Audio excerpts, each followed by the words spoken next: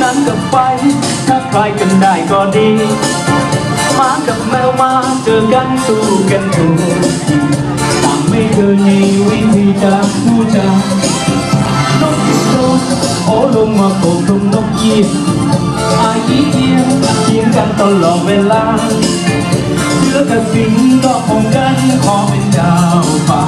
ต่างไม่ยอมจะพูดจะตกลงกัน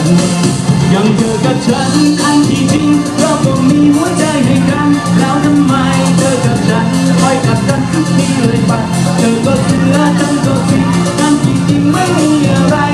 รักกันแต่ทำไมเป็นอย่างนี้ฉันกับเธอต้องเจอกันอีกเป็นเท่าไรแล้วเมื่อไรก็พูดดีฉันก็ยอมเธอก็ยอมให้กันสักทีจะให้ดีเธอยอมก่อนตกลงไหม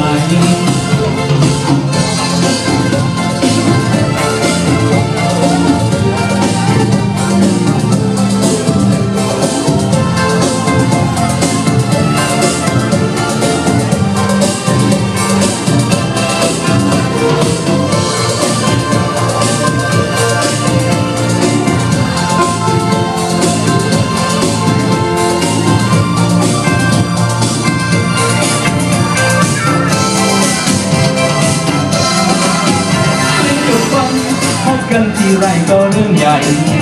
น้ำกับไฟถ้าใครกันได้ก็ดีหมากับแมวมาเจอกันสู้กันถูกต่างไม่เคยมีวิธีจะพูดจาต้องลงโอ้ลงมาโบกลงนกเอี้ยงไอเดียงเสียงกันตลอดเวลาเสือกับสิงก็คงกันขอเป็นเจ้าป่าต่างไม่ยอมจะพูดจาตกลงกันยังเธอกับฉันอันที่จริงเราก็มีหัวใจเดียวกันแล้วทำไมเธอกับฉันคอยกัดกันทุกทีเลยไปเธอก็เสือฉันก็สิงอันที่จริงไม่มีอะไร